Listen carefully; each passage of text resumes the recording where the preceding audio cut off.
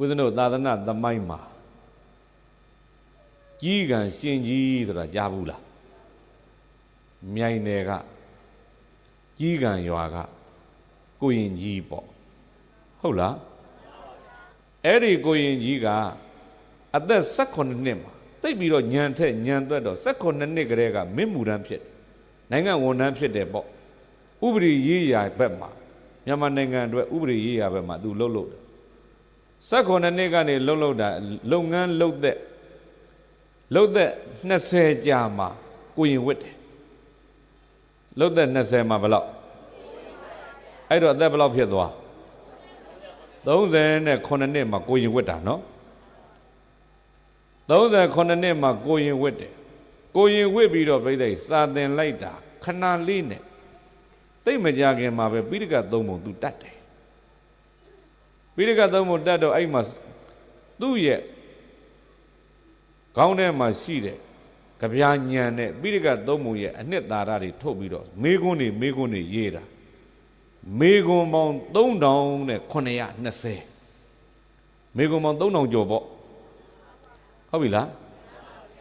သူမေကွန်းတွေကိုသိမဖြေနိုင်ကြ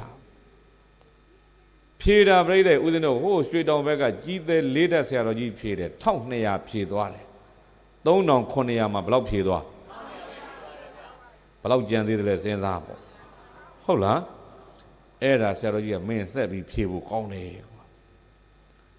အဲ့လောက်ထက်တဲ့ကြီးကံရှင်ကြီးကိုရင်ဘဝနဲ့နေတာ15နှစ်တဲ့ကိုရင်ဘဝနဲ့15နှစ်ကြာတော့အသက်ဘယ်လောက်ဖြစ်သွားအသက်52နှစ်ဖြစ်ဟုတ်ပြီလားကိုရင်ဝိတ္တာတော့ရဟန်းမခံဘူးအဲ့တော့ပြိဿဘာဖြစ်လာတော့မေးလို့သူမေးတာတွေမဖြေနိုင်တော့တော်တော်များများမာနတွေတက်လာအဲ့တော့ဦးဇင်းတို့ဒီကနေပြီးတော့သွားလိုက်ရင်စကိုင်းကနေမုံရွာသွားခင်မွန်ရဲ့အလွန်မှာမုံရွေးဆိုတာရှိတယ်လေအဲ့ဒီမုံရွေးမှာရှိတဲ့မုံရွေးဆရာတော်ကလည်းအသက်16နှစ်နဲ့ပိဋကတ်3ပုံ4ခေါက်ပေါက်တဲ့အသက်16နှစ်နဲ့ပိဋကတ်3ပုံဘယ်နှခေါက်သိအောင်စရာကောင်းတယ်နော်အခုဦးဇင်းတို့ဒီခေတ်မှာအသက်16နှစ်နဲ့ဓမ္မစရိယအောင်တယ်ဆိုတာဗာကျုပ်ဆရာတော်ကြီးရှိတယ်လေဦးဇင်းတို့ဆို16နှစ်မှမြို့ရောက်တာဟုတ်လား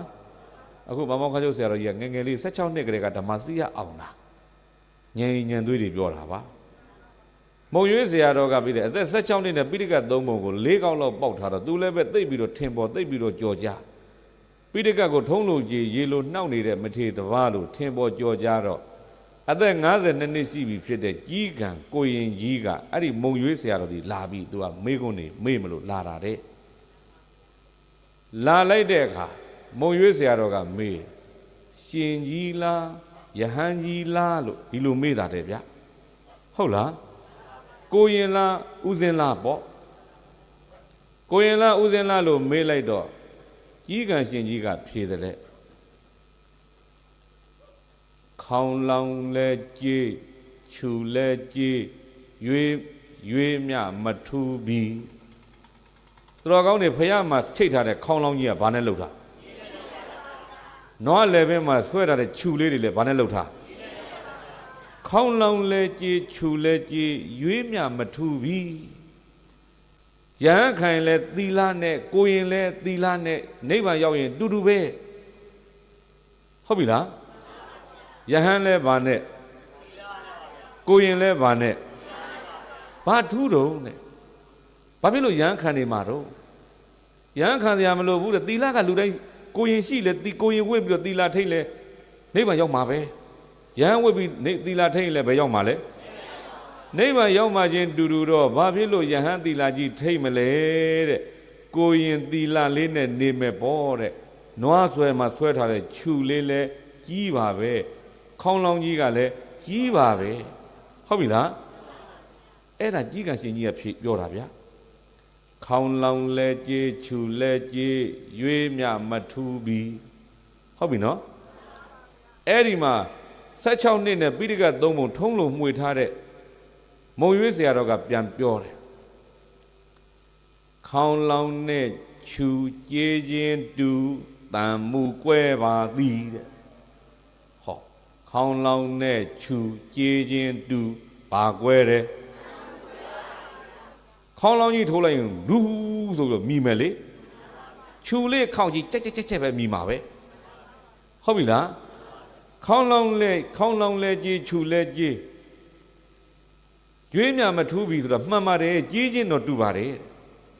ဒါပေမဲ့လို့တဲ့ခေါင်းလောင်းနဲ့ခြူကြီးချင်းတူတန်မှုကွဲပါသည်ယဟန်သီလက229သွဲအကျယ်အဖြင့်ဂရေ9000ဟုတ်ပြီလားလူသီလကပြိဋိ5ပါးခါကြီးရကြီးမှာ10ပါးကိုရင်သီလကပြိဋိ139ပါးယဟန်သီလမိလားမမိဘူးနိဗ္ဗာန်ကိုခြိတက်တဲ့နေရာမှာဥယျာဉ်ကြီးရေတဲ့သီလအားကောင်းလေလေနိဗ္ဗာန်မြန်မြန်ရောက်လေလေတဲ့ဒါပြောတာသီလအားကောင်းလေလေဗာမြန်မြန်ရောက်လေလေ